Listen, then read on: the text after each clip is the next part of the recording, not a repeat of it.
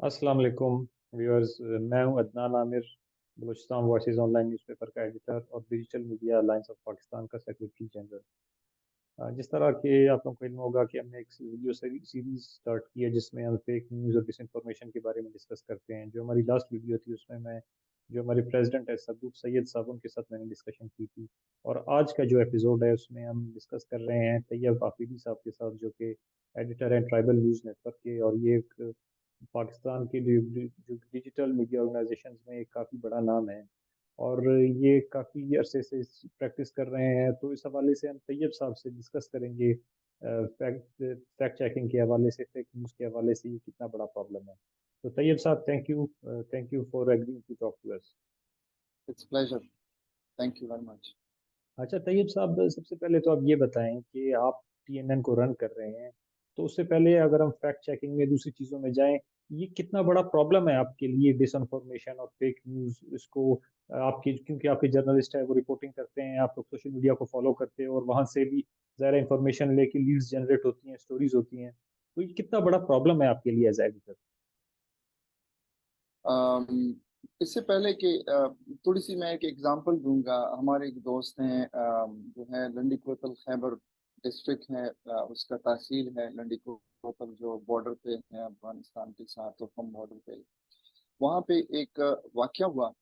और वो एक्चुअली एक ट्रेलर जो थी, उसने एक आदमी को जो है ना कुचल डाला।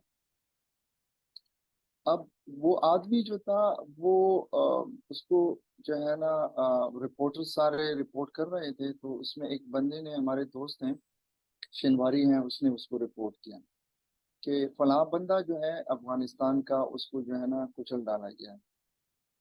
अब सूरत हाल ये थी कि जिस बंदे ने उसको रिपोर्ट किया, जो है वो कह रहा था कि ये बंदा जो है कुछ दिनों से इंतजार में लगा हुआ था। उसको मतलब छोड़ नहीं रही थी बॉर्डर पुलिस, और वो अफगानिस्तान जाना चाह रहा था और बहुत थक चुका था। और उसको मतलब ये बॉर्डर पुलिस ज्यादती करती है, ये वो इस किस्म की बातें। और ये बेचारा आज जो है ना, इसने खुदकुशी कर ली। ओहो। तो उसने खुदकुशी कर ली, और हम सब जो है ना बस हाई अलर्ट पे हो गए कि भाई ये खुदकुशी कर ली है। और मैंने खुद से भी ट्वीट कर लिया, मैंने कहा ये खुदकुशी जो है, ये डिप्रेशन की खुदकुशी है। बंदा इतना स्ट्रेसफुल हो गया है कि इसकी वजह से इसने ये काम कर दिया, और तो कोई रीजन नजर ही नहीं आता कि बंदा। तो वो जो है ना, कुछ देर बाद पता चला जिस बंदे ने रिपोर्ट किया, आई एम सॉरी टू से, वो हमारे एक दोस्त हैं। It turn out to be his father. वो उसके वालिद ओहो। साहब थे। तो मतलब वो इतनी स्पीड में थे, उसको बाद में पता चला कि यार ये वालिद साहब है, इसने खुदकुशी नहीं किया है, इसको ट्रेलर ने जो है ना मार डाला है, कुचल डाला है। सो आखिर में जो है ना, वो बेचारा उसकी फेसबुक पे भी, वॉल पे भी उसने शेयर किया था। So it was miss information. मतलब वो इंटेंशनली तो नहीं कर रहा था, लेकिन वो एक न्यूज की तौर पे उसको देख रहा था। तो वो वो न्यूज जो थी, वो काफी बायस शर्मिंदगी भी हुई भाई के लिए। और जो है क्योंकि और उसके लिए ट्रॉमा भी बनी, उस बंदे के लिए ट्रॉमा बनी कि मतलब आप जिस बंदे को रिपोर्ट कर रहे हो, और वो जो है आधे घंटे बाद आपको पता चले कि आपके अपने वालिद साहब हैं, तो फिर आपको लोग फोन करेंगे। ठीक है। और हजीमत भी उठानी पड़ती है। सो मेरे ख्याल में जो है मिस ये जो आप फैक्ट चेकिंग की बात कर रहे हैं, ये बहुत इम्पोर्टेंट चीज है हमारे यहाँ, ताकि हर इंफॉर्मेशन फिल्टर हो, हर इंफॉर्मेशन जो है वो फैक्ट चेक हो जाए। ऐसा ना हो कि आप मिस इन्फॉर्मेशन या डिस इन्फॉर्मेशन जो है वो फैला दें, जो और भी खतरनाक होती है, उससे और भी मसले पैदा होते हैं। सो नॉर्मली इस तरह की बहुत सारी चीजें जो है आप इर्द गिर्द देखते हैं। हमारे करस्पॉन्डेंट्स जो हैं या हमारे रिपोर्टर हजरात जो हैं, वो एक वजह तो उसकी स्पीड है कि वो बहुत चाहते हैं कि ब्रेकिंग कर दें, और ब्रेकिंग में बहुत सारी मिस्टेक्स हो जाती हैं। तो ये ब्रेकिंग जर्नलिज्म जो है, वो मुझे तो पर्सनली बिल्कुल पसंद नहीं है। कुछ लोगों को पसंद है। ब्रेकिंग जर्नलिज्म के में बहुत गलतियां हो जाती हैं, और वो मिस इन्फॉर्मेशन के जुमरे में आती हैं।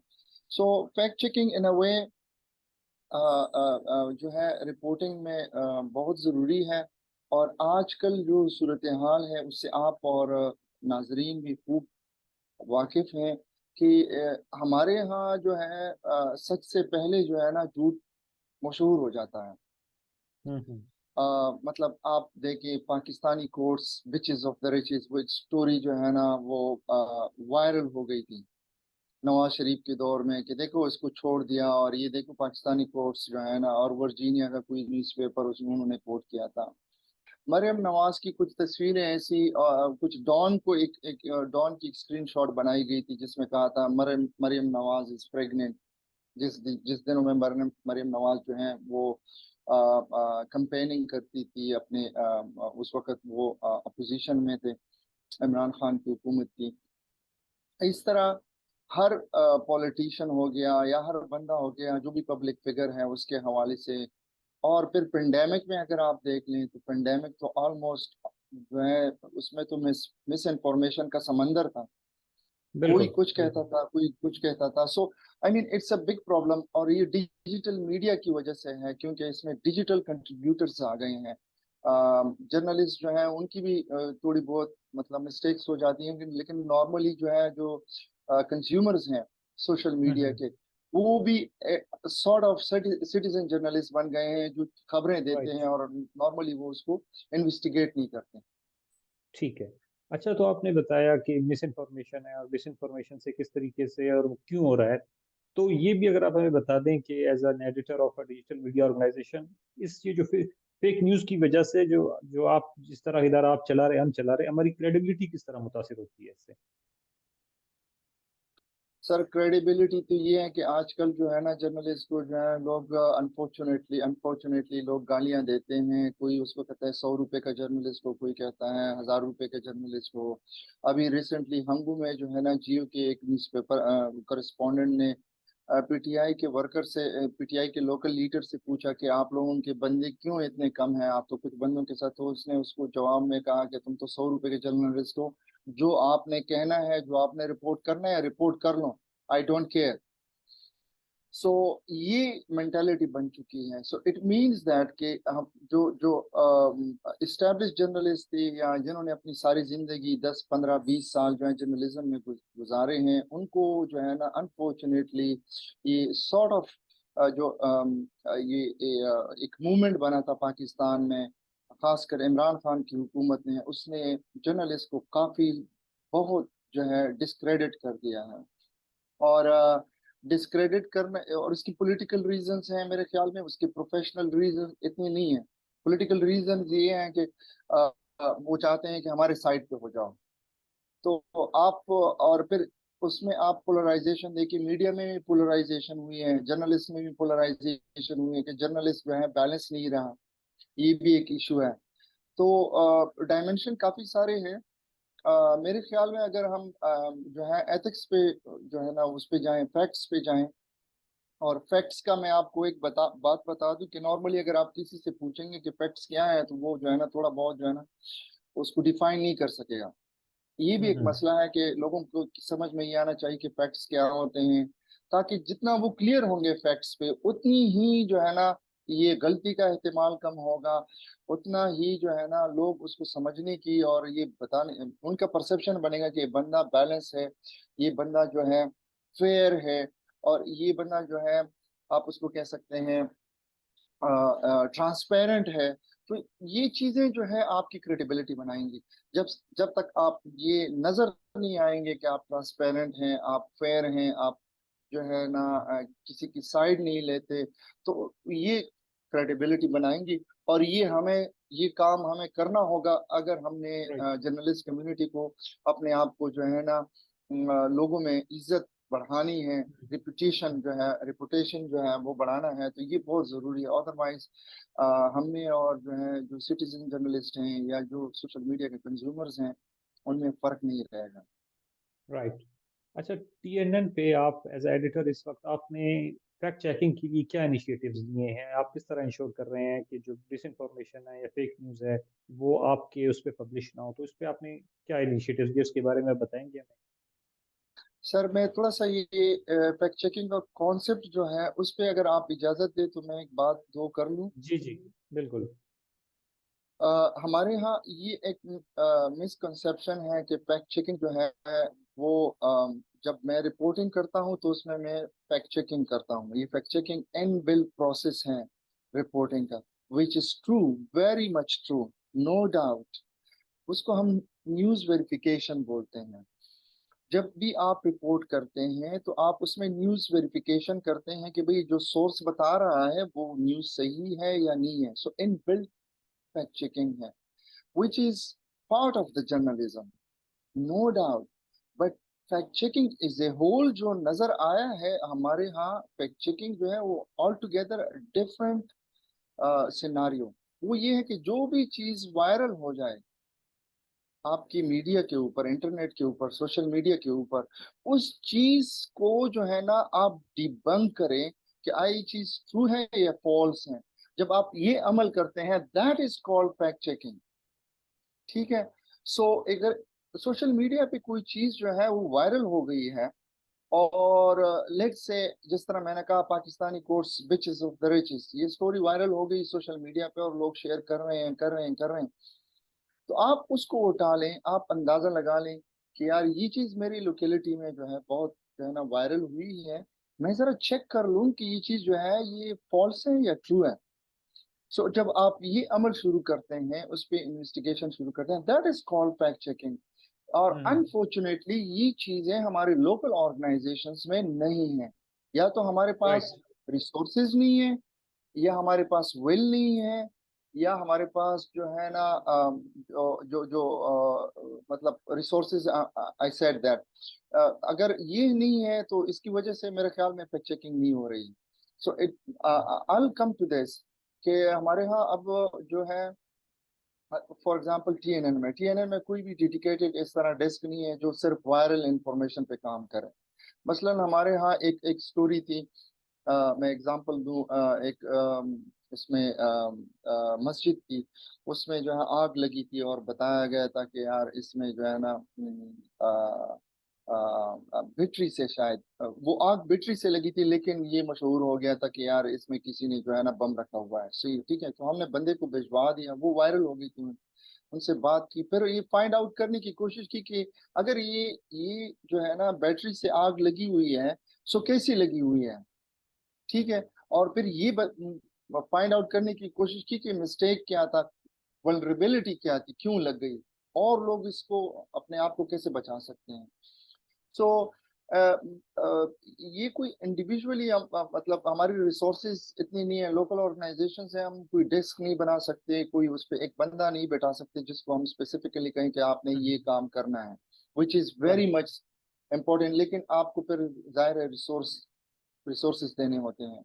सो ये चीज जो है बहुत कम है हमारे यहाँ, लोकल ठीक है, ऑर्गेनाइजेशन में ठीक तो है। काफी कम है। मेरे ख्याल में अभी जियो ने अपना एक डेस्क बनाया है जो फैक्ट चेकिंग कर रहे हैं, बट अब may be they have got funding, so that could be the hmm. Reason, that might be the reason. Right.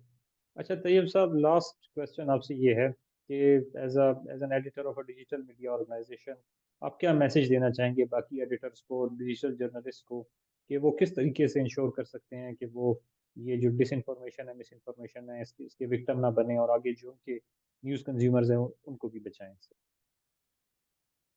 अच्छा, इट्स अदनान भाई, जिस तरह के मैंने बात की आपसे कि हमारी बात हुई ट्रांसपेरेंसी पे, और जो है ना कि आप ट्रांसपेरेंट हो, आप जो है ना किसी के साइड न लें, आप अपने आप को जो है ना इंफॉर्मेशन जो है आपकी खुद पे हो। तो इसके लिए मेरे ख्याल में जरूरी ये है कि अगर आपने फैक्ट चेकिंग करनी है तो आपने उसके लिए अलहदा से डेस्क बनाना है, आपने अलहदा से उनको स्किल्स देने हैं।